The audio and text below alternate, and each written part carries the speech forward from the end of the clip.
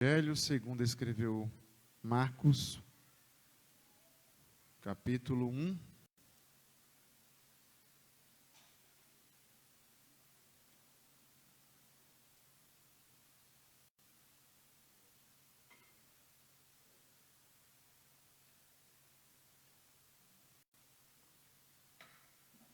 Verso 1.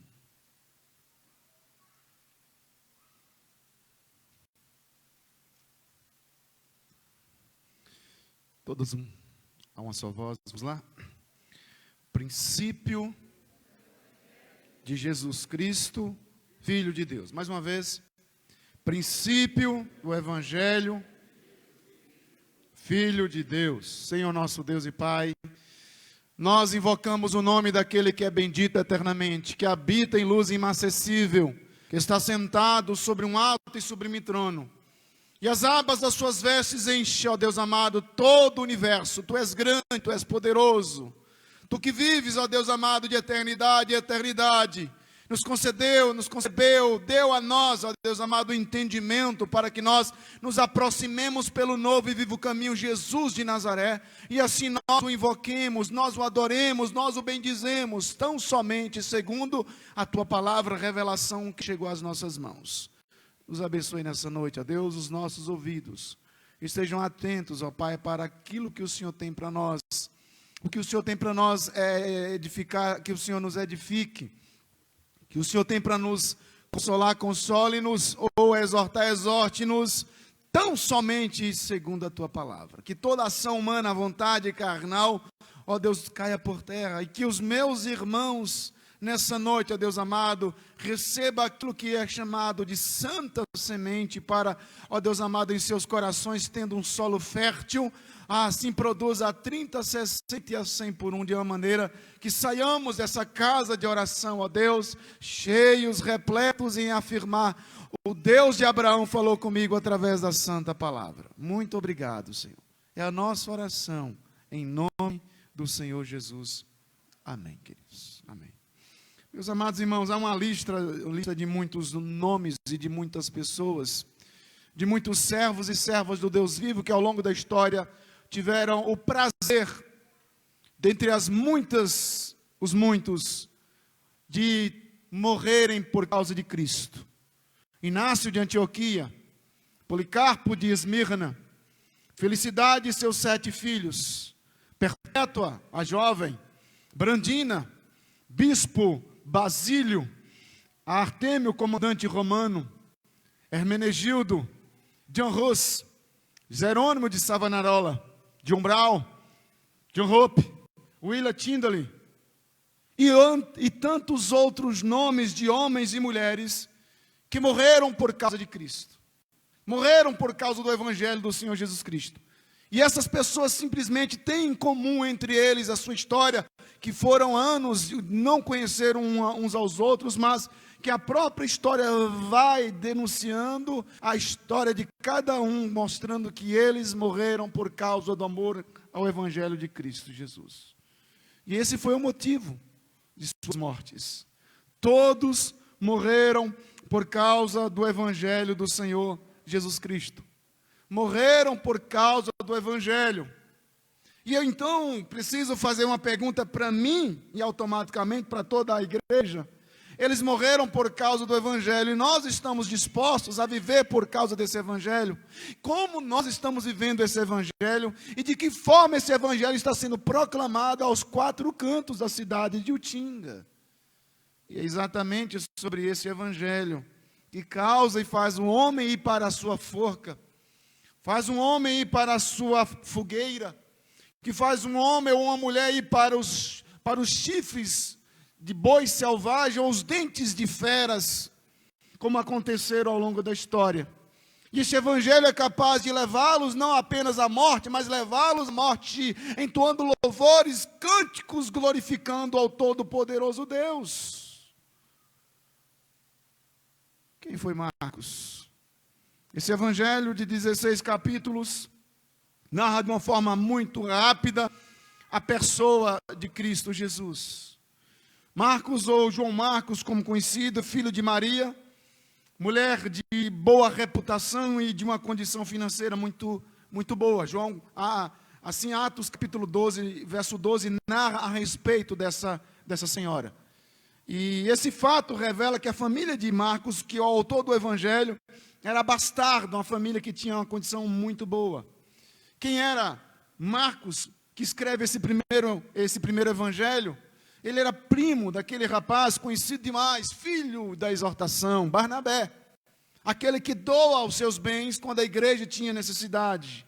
Colossenses capítulo 4, verso 10, narra a respeito disso, bem como Atos 4, 37.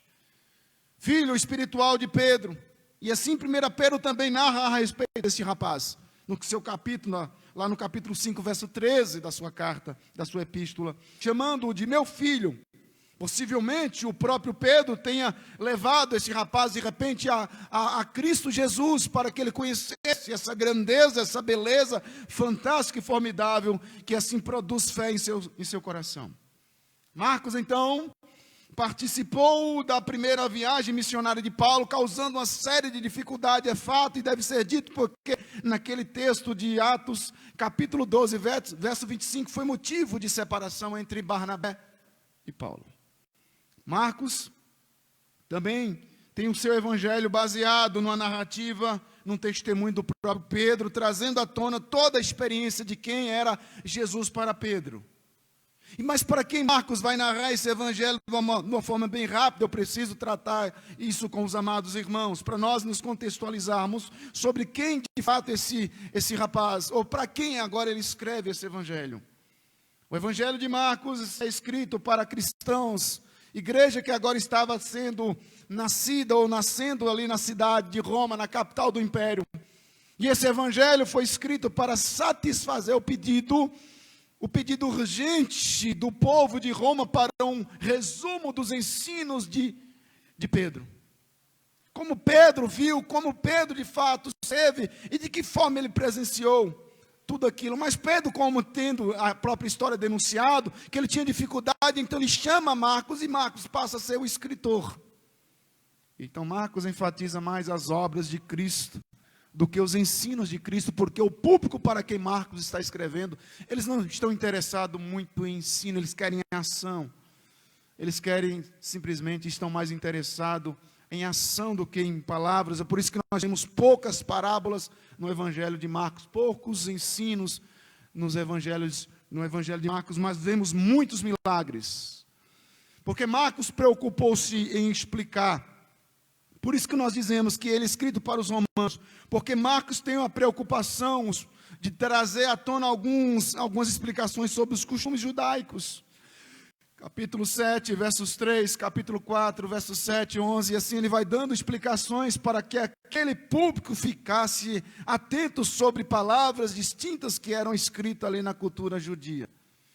Marcos registra 18 milagres e apenas 4 parábolas para mostrar que ele de fato está interessado em mostrar para o seu público um Jesus. E se nós bem observarmos, veremos que Marcos usa um termo, uma palavra, muitas vezes é o termo predileto dele, imediatamente. Jesus está sempre se movendo, é isso que ele quer mostrar, um Jesus de ação, um Jesus que sai de uma ação para uma outra ação sem pestanejar e sem titubear. Ele vai. Ele está curando os cegos, ele está limpando os leprosos, ele está levantando paralíticos, ele está libertando os possessos e acalmando assim tempestade. Então Marcos é mais o evangelho da ação de Jesus do que propriamente do ensino de Jesus. Marcos apresenta Jesus como servo. Por esta causa, o evangelho de Marcos não se inicia com genealogia, porque servo na cabeça do romano não tem genealogia. Então o tema central do evangelho de Marcos é Jesus, Cristo, Filho de Deus. E a estrutura do evangelho, de maneira rápida, por favor, nós vamos perceber que a estrutura do evangelho de Marcos ela é muito simples. Há um ponto médio no livro. São 16 capítulos, mas se nós pegarmos o capítulo 8, versículo de número 29, nós vamos perceber que o autor do Evangelho de Marcos faz questão simples de trabalhar no meio do livro, capítulo 8, ele diz assim. Ele trabalha a confissão de Pedro. Capítulo 8, verso 29. Ele diz: então lhes perguntou: mas vós quem dizeis que eu sou? Respondendo Pedro lhes disse: tu és o Cristo. Tu és o Cristo. E é bem no meio do livro onde essa confissão de Pedro se encontra. Tu és o Cristo. E essa confissão culminante do livro, tudo na frente, a partir do capítulo 8, capítulo 9, capítulo 10, enfim, tudo no livro à frente, leva até Ele, aponta para Ele, mostra o caminho a Ele. Tudo na parte de trás sai dele. O que Marcos, na verdade, quer mostrar para nós, é que a metade frontal prova que Jesus é o Cristo e seus atos e palavras. A segunda metade do capítulo 8 em diante, mostra que Jesus é o Cristo por meio de sua morte e ressurreição. Ele é autenticado o Filho de Deus. Mas tudo se move para o pináculo de que Ele é o Cristo. O objeto do livro é que todos confessem, e esse é o objetivo maior do livro, é que todos confessem que Jesus é o Cristo, que Jesus é o ungido de Deus. Se, por exemplo, nós temos lá em João capítulo 20, verso 31, essas coisas vos escrevo, essas coisas foram escritas para que vocês possam acreditar, crer, ter vida em seu nome. Esse é o princípio do Evangelho de João. No Evangelho, então, de Marcos, ele faz questão de mostrar que você e eu, todos nós, tenhamos essa experiência em dizer: Ele é o Cristo, Ele é o Cristo, Ele é o Cristo. Então, Marcos é um livro evangelístico, e a primeira metade mostra que as pessoas estão meio confusas.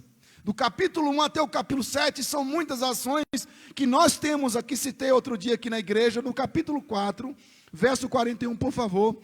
4:41 diz a palavra do Senhor que os próprios discípulos estavam em dúvida, confuso. 4:41 diz: e eles, possuídos de grande temor, diziam uns aos outros: quem é este? Quem é este? As pessoas estão confusas, os discípulos estão confusos, a igreja está confusa. E vale ressaltar, e trago isso para o nosso meio, nós ainda continuamos confusos. A igreja do século 21 ainda não entendeu em sua totalidade quem é Jesus. A cristologia da igreja ainda está cheia de furos. E nós precisamos aprofundar muito nessa questão. Na verdade, os únicos que não estavam confusos, eu acho muito interessante isso. As pessoas estão confusas, mas os únicos que não estão confusos nessa primeira metade do livro, capítulo de número 5, por favor. Capítulo 5, verso 7. Os únicos que não estão confusos. Exclamando, verso 6 e 7. Quando de longe viu Jesus, correu e adorou. Olha, quem? Verso 7. Exclamando com alta voz: que tenho eu contigo, Jesus, Filho de Deus Altíssimo, do Deus Altíssimo?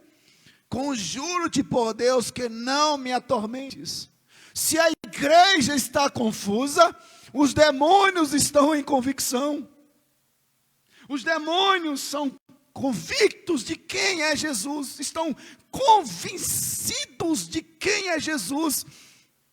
E isso muito me impacta pela essa palavra dos demônios, mas também pela palavra dos discípulos que têm dúvida. Quem é esse? E os demônios afirmam: este é Jesus, o Filho do Deus Altíssimo.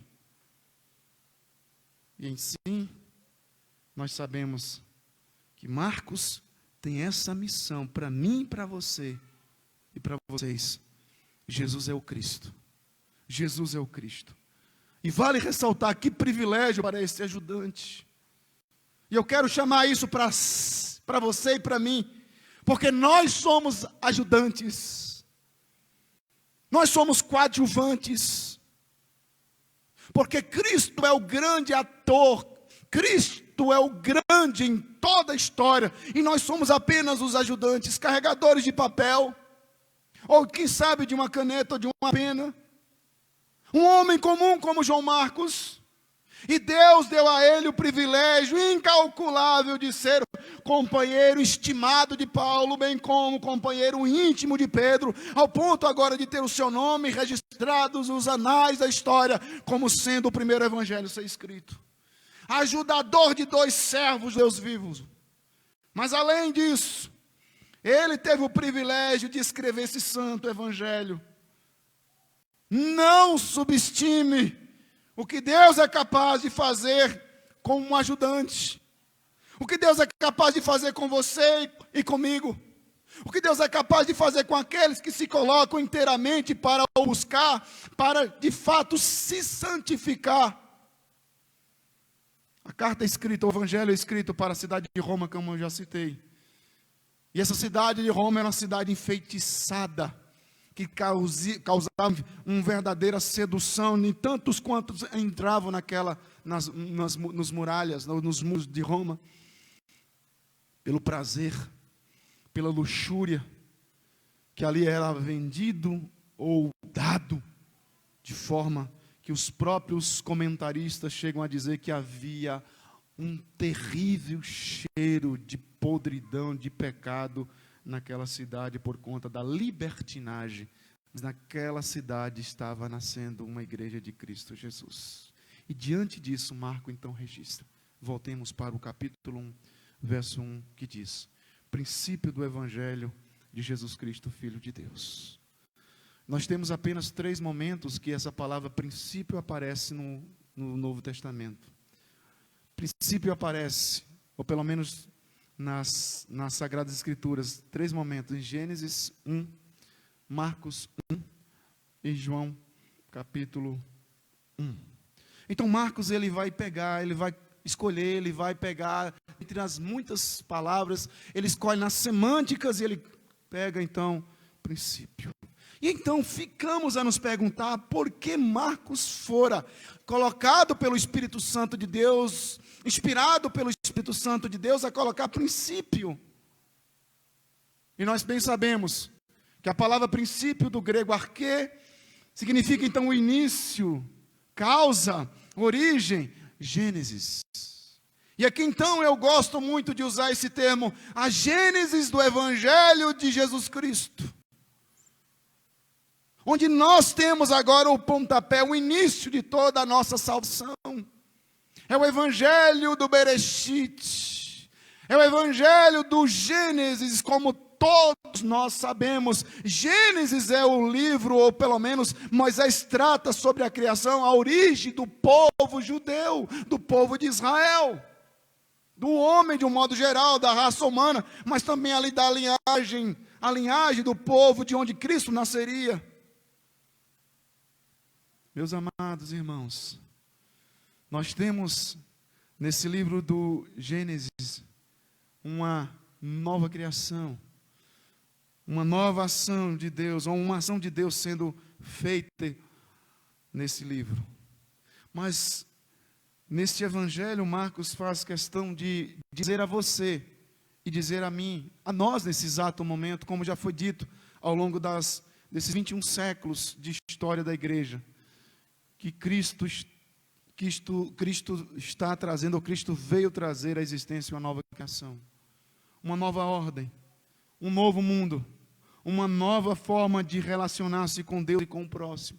Até então estavam todos perdidos, aqueles que eram os detentores da lei, os judeus, eles se perderam, eles não sabiam o que fazer, e é por isso que Marcos vai dizer assim, princípio, a partir de agora, Cristo em sua infinita graça está criando uma nova raça, entre aspas, é óbvio, uma nova raça para que este povo saiba lidar com Deus, saiba adorar a Deus e saiba se relacionar com o próximo. Então nessa nova fórmula, ou nesse novo repaginar que Cristo está trazendo para com Deus e para com o próximo, nessa nova ordem, nesse novo mundo, nessa nova criação, é responsabilidade de cada um da igreja de Cristo se comportar como de fato nova criatura ou nova criação. E esse é o termo que vai permear o evangelho os livros, as cartas paulinas, as 13. Nova criatura, nova criatura, nova criatura. Jesus Cristo é o princípio, o início, que desencadeou todo o processo dessa nova criação, que deverá ser continuada através dos discípulos.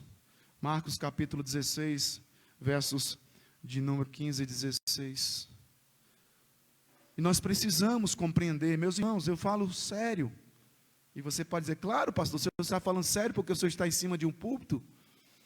Mas estamos ficando cada vez mais preocupados porque não estamos percebendo com muita exatidão, de forma palpável, essa nova criação na igreja de Cristo Jesus.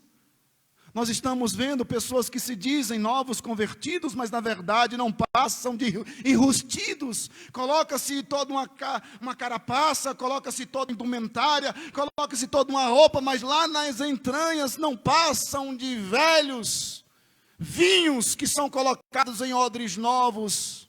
E vice-versa, como Cristo vai trabalhar, muito bem trabalhado aquela ideia do odre e do retalho.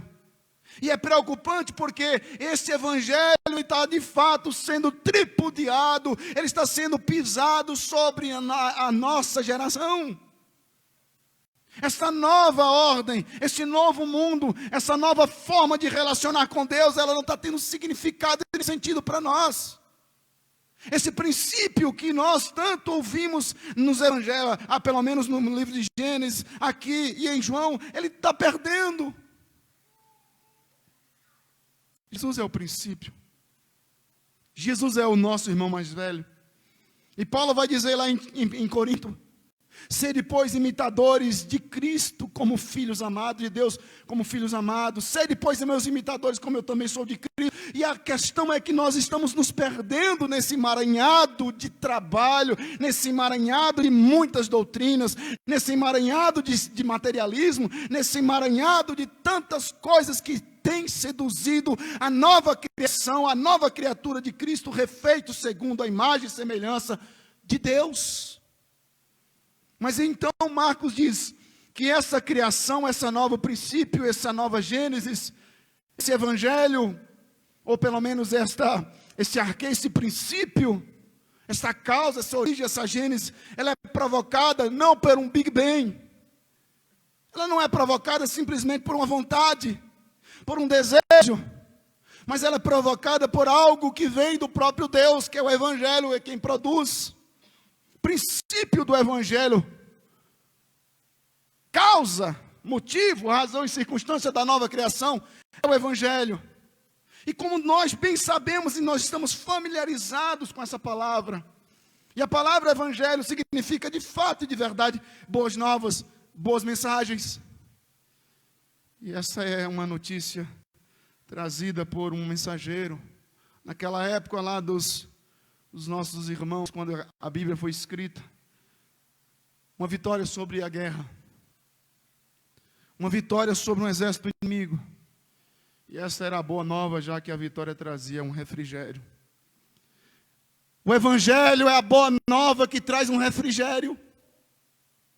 Então Marcos está dizendo para aquela igreja que está vivendo em uma cidade de luxúria, de podridão, exacerbada, tomada por tantas coisas ruins, e que ele está dizendo: vocês nasceram de novo, vocês são a causa do evangelho, vocês são o princípio de Cristo agora está em Roma, vocês são os pequenos Cristo em Roma, faça a diferença. E ele diz: com quê? O que nós vamos fazer? De que forma nós vamos fazer isso? Ele diz: através do refrigério que o evangelho causa em vós.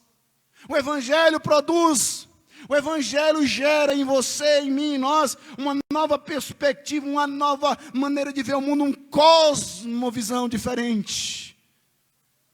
E essa palavra era usada pelos gregos familiarizados com este mundo de guerra, de batalhas.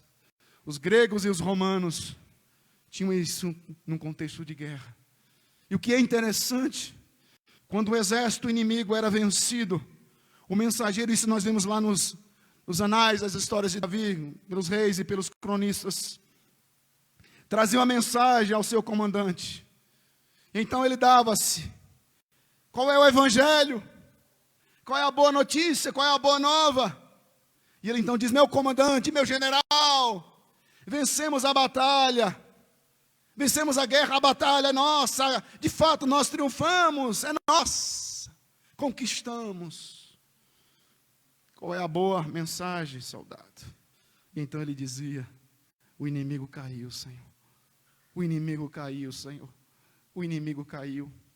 E quando Marcos então faz questão de selecionar essa palavra princípio, e ele insere automaticamente o princípio do Evangelho, ele está dizendo: o inimigo caiu. O inimigo caiu. E a ferramenta é que Cristo está criando. Cristo se tornou carne, o arqueiro de Deus, de fato, haja luz, e Deus surgiu para que a igreja se tornasse pequenas luzes a brilhar intensamente nesse mundo de trevas. O Evangelho agora começa a ter sentido para aqueles que estavam nas trevas ali, e Isaías vai falar sobre isso. Não sei se os irmãos estão compreendendo, mas o que na verdade Marcos quer dizer que houve um início. Agora temos uma nova criação de homens e mulheres, porque Deus fez o primeiro grupo, a primeira criação, a raça humana é criada, de onde nós temos Adão e Eva, etc, etc, etc. E ele agora está dizendo: Deus novamente cria uma nova raça, aspas, humana, para que eles causem e façam a diferença através do refrigério do Evangelho do Senhor Jesus. Então a palavra Evangelho significa salvação de um povo, destruição de um outro. Então somente ecoado por toda a história, dizendo: o inimigo caiu, vencemos. Um povo era vencedor e o outro se tornava perdedor e agora estava escravizado. Essa é a mensagem do Evangelho de Jesus Cristo. Uma mensagem de amor, é isso que Marcos diz. Uma mensagem de esperança para os que se submetem a Ele, mas também para aqueles que rejeitam o Evangelho. É juízo, é um juízo. E é exatamente uma palavra escolhida a dedo pelo Espírito Santo e colocado na pena de Marcos para dizer: Marcos, diga para aqueles que vão ouvir, Marcos, venha para o exército vencedor, venha fazer parte do time que se destacou, que se destacou em triunfo, na batalha em glória, porque o seu general se saiu vencedor, o seu general triunfou sobre a morte, o seu general triunfou sobre o inferno, o seu general triunfou sobre Satanás, principado e potestade. Eis a razão por que nós devemos nos congratularmos. Então Marcos está dizendo para os seus leitores romanos: sabe qual é a grande mensagem? Há um novo começo para vocês. Há um novo começo para vocês. Há um refrigério para vocês. Mas Marcos, nós estamos nessa cidade de Roma, onde César está tocando terror aqui, matando crente, como que essa carta ela é escrita exatamente mais perto do martírio de Pedro. Passado alguns anos, Pedro é martirizado de cabeça para baixo. Logo após Paulo também, enfim. É tempo de guerra, é tempo de morte, é tempo da igreja estar em vigilância constante. E Marcos agora escreve: há refrigério no meio da morte. De fato, há um novo começo para vocês. E a morte não é o fim, mas é uma porta que se abre, um novo começo de perspectiva para aqueles que conseguem enxergar Jesus Cristo como seu grande Senhor, grande Messias e grande Mestre. Um novo reino foi estabelecido, um novo rei governa com justiça e traz restauração e paz. Um novo começo para aqueles que confessam Jesus como Senhor e Salvador de suas vidas. E é isso que nós vemos. A igreja de Cristo é lotada dos alguma coisa, ex-drogado, ex-prostituto, ex-adúltero, ex-corrupto, ex. Mas eu me pergunto até onde de fato isso é uma verdade. Onde os alguma coisa tem nascido novamente e se tornado, o velho Adão está tomando o lugar. E a igreja de Cristo está sendo sucateada, com perdão da palavra. Porque nós estamos diante de um povo que tem que lutar contra a podridão do pecado, mas muitas vezes está cedendo o pecado. Um povo que tem agora um novo começo, mas não querem viver esse começo e querem voltar às velhas práticas, às velhas vidas, como Israel no deserto, olhando para as panelas de carne do Egito e ficando, quem nos dera as panelas de carne, de cebola, do pepino, etc, etc. E nós ficamos a nos perguntar, que princípio do Evangelho de Jesus Cristo tem acontecido em nossas vidas? Quem é esse Senhor e grande monarca que vem vencendo e todos têm que se submeter a Ele, Marcos? Então Marcos diz, Jesus Cristo, princípio do Evangelho de Jesus Cristo, Jesus o Messias. Quem é esse que você está pregando aí, Marcos? Jesus. Quem é esse Jesus, Marcos? O que foi morto por César? Aquele que foi crucificado lá no Gólgota? Porque aqui está muito recente, alguns anos. Para os romanos, um povo de guerra, um povo que respirava guerra, um povo que vivia de guerra. Eles eram senhores da guerra e senhores do mundo em guerra. Eles não poderiam crer na ideia absurda de um rei Messias, fraco que sofreu pelas mãos dos romanos. E essa era uma ideia difícil de ser compreendida para um romano, porque ele só acreditava na força, na espada. E agora Jesus entra na história desses homens para mudar através de uma nova perspectiva do Evangelho. E esse Evangelho não é a biografia de Jesus. Muitas vezes nós falamos, lá fala sobre Jesus, é a biografia de Jesus. O Evangelho não é a biografia de Jesus, mas uma apresentação dos atos, ações e palavras do grande Rei do Universo, daquele que venceu todas as coisas. Pode fazer a biografia de José Jorge Amado, de Machado de Assis, de Getúlio Vargas, pode fazer de quem quiser a biografia, mas o Evangelho nunca foi e nunca será a biografia de Jesus Cristo. São as palavras mais puras e belas de um Deus que se fez carne para trazer salvação para cada um de nós. Então Marcos quer mostrar para os seus leitores quem é esse grande rei. Mas como ele pode ser grande rei se foi morto por Roma, Marcos? Explica, Marcos. Explica isso para nós. E é por isso que Marcos não quer entrar nos méritos de ensino de Jesus.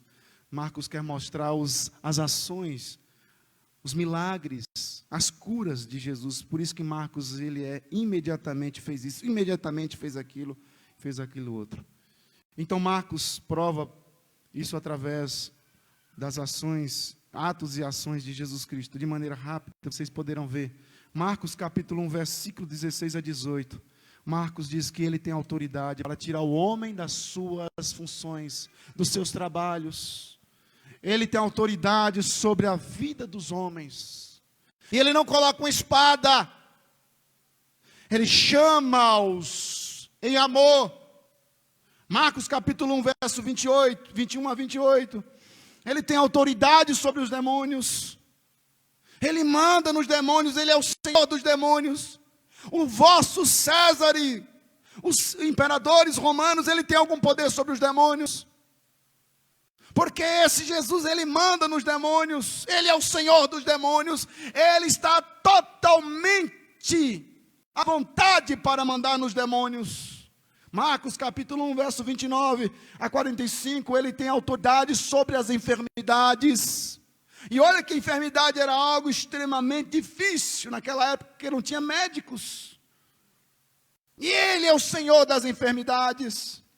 Capítulo 2, de 1 a 12, ele tem autoridade para perdoar pecados. Ele dá paz ao coração do pecador. Capítulo 4, 35 a 41. Ele tem um poder sobre as forças da natureza, destrutivas da natureza. Ele diz, vento, cala-te, mar, cala, para. Ele tem autoridade sobre a própria morte. Capítulo 5, 35 a 43. Esse é Jesus, que vocês, romanos, não conhecem. E as pessoas ficam de queixo caído, mas como isso é possível, Marcos? Por quê? Como isso é possível, Marcos? Então ele dá sequência. Evangelho, princípio do Evangelho de Jesus Cristo. Por que isso acontece? Porque ele é verdadeiramente filho de Deus. Porque esse era um título de César, Divinis Filus. O verdadeiro filho de Deus era César. Eles traziam isso para perto deles. César Augusto, imperador romano, considerado o único filho do Deus vivo. E então Marcos diz, ele é capaz de fazer tudo isso, porque ele é o filho de Deus. Ele é igual a Deus, ele tem os atributos de Deus. Ele tem a essência de Deus. Capítulo 7, verso 37, Marcos diz assim: maravilharam-se sobremaneira, dizendo, tudo ele tem feito esplendidamente bem. Não somente faz ouvir os surdos como falar os mudos. Ele faz o que é bom. Capítulo 10, versículo 18. Ninguém é bom senão Deus, e Ele é Deus. Perdoa os pecados e tem autoridade, como eu já disse, sobre demônios. Ele é o Filho de Deus. Só um Deus subjuga aquele que não se domina, vento, mar, tempestade, demônios, doenças e a morte. Alguns dos Césares fazem isso, fizeram isso, têm poder de fazer isso. Então Marcos demonstra apenas nesse primeiro verso do seu evangelho toda a ação de Jesus Cristo em palavras selecionadas. Marcos demonstra que Jesus é o Filho de Deus.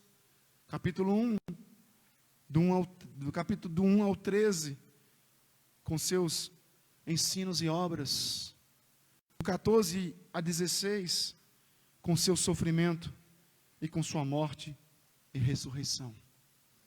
Eu quero concluir nessa noite, meus irmãos. A palavra do Senhor, ela é simples, mas ao mesmo tempo ela é complexa. Se tudo isso que eu falei é uma verdade para você, e por que nós não melhoramos as nossas vidas? Por que nós não nos tornamos de fato e de verdade homens e mulheres que já adentraram esta? Se eu for fazer então uma pergunta aqui, quantos de vocês já nasceram de novo? Certamente a maioria, ou pelo menos 100%, 99,9% vai dizer, eu já nasci, pastor. Eu já nasci de novo. E aí a pergunta me chama para uma segunda. E porque muitas vezes nós não damos prova desse novo nascimento. Porque esse princípio do Evangelho está se tornando cada vez mais raro acontecer na igreja do Senhor Jesus Cristo. Essa nova raça, vou botar aspas novamente, está sendo cada vez mais difícil encontrar homens que amem a palavra do Senhor. Pessoas que amem congregar. Pessoas que amem ler a Bíblia, pessoas que amem orar, pessoas que amem evangelizar, pessoas que amem fazer tudo para a glória do Senhor Jesus. A parte mais importante do Evangelho não é o que nós devemos fazer para ser salvo. Essa não é a parte mais importante do Evangelho. Mas compreendermos o que Deus fez por nós em Cristo para nos salvar. O que Deus teve que fazer para que você pudesse ter compreensão desse Evangelho? E o que eu tenho feito? Falei isso na quinta-feira, aqui na última quinta-feira. O que nós temos feito com a quantidade de luz do Evangelho que tem chegado a nós?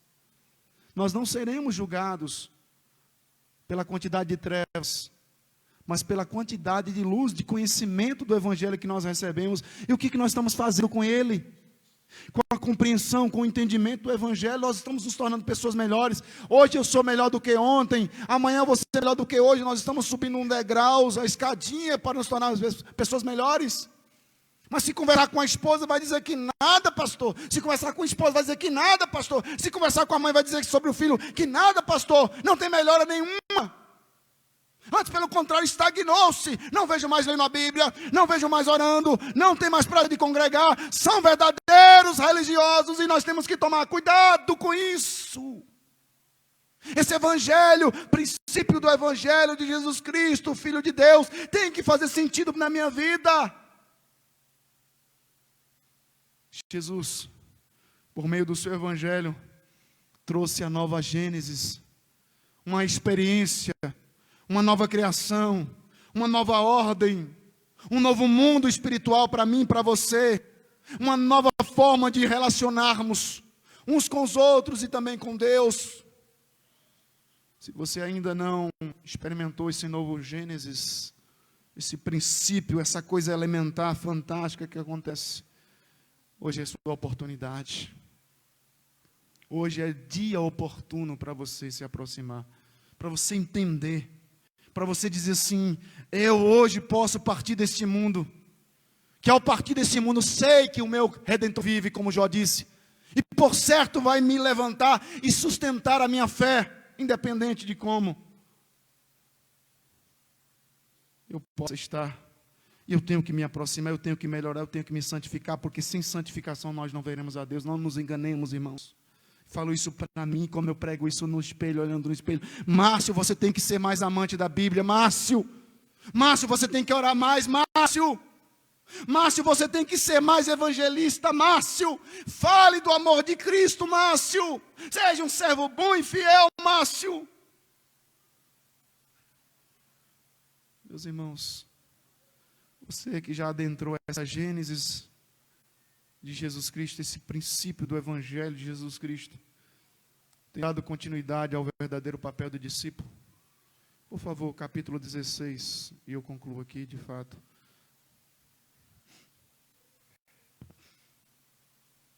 Marcos 16, 15 e 16. É conhecido demais o texto nosso. Fechando o livro, Marcos diz assim: e disse: ide por todo o mundo e pregai o evangelho a toda criatura. Quem crê, você crê? Amém? Quem crê e for batizado será salvo. Quem, porém, não crê, será condenado. Não brinquemos nós com tamanha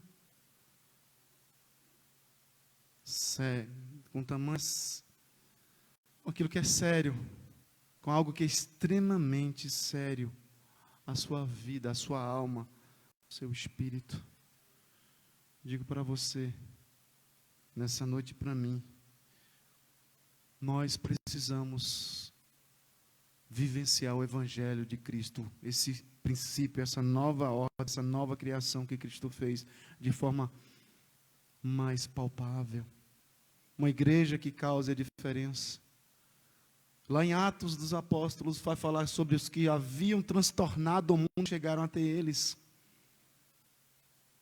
E nós temos feito o quê? Ficamos estagnados.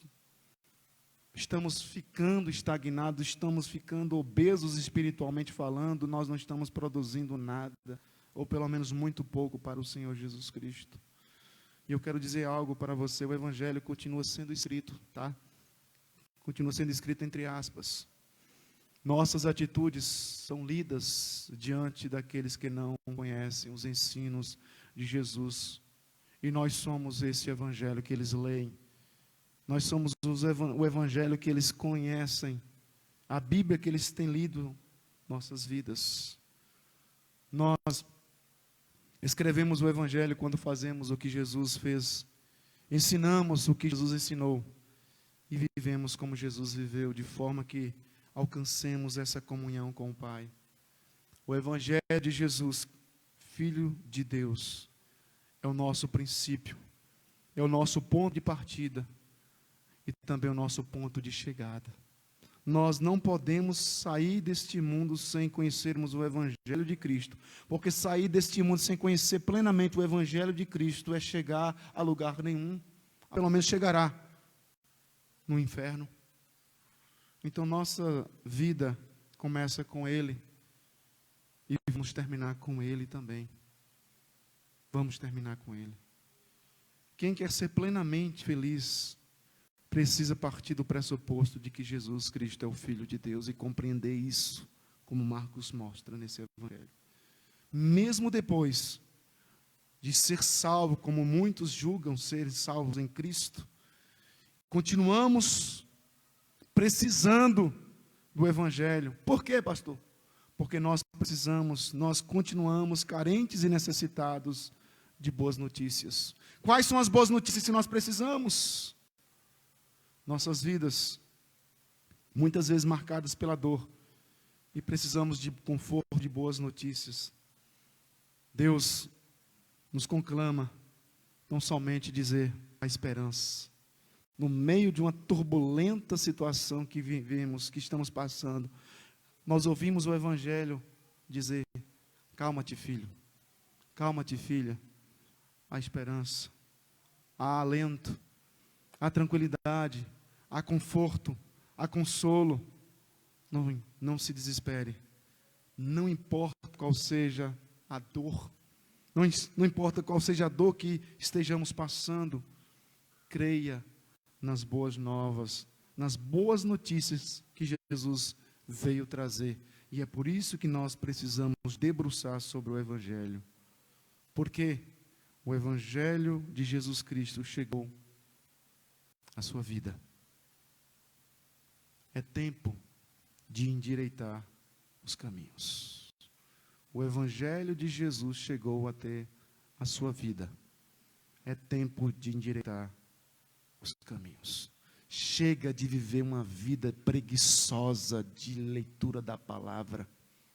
Chega de viver uma vida de muita preguiça de oração. Chega de viver uma vida de preguiça de congregarmos. Chega. Inácio, Policarpo, Perpétua, Hermenegildo, Savonarola, eles morreram por causa do Evangelho.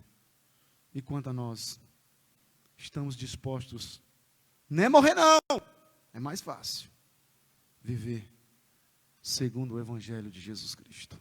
Não é segundo o Evangelho de Márcio, segundo o Evangelho de A, de B ou de C, segundo o Evangelho de Jesus Cristo.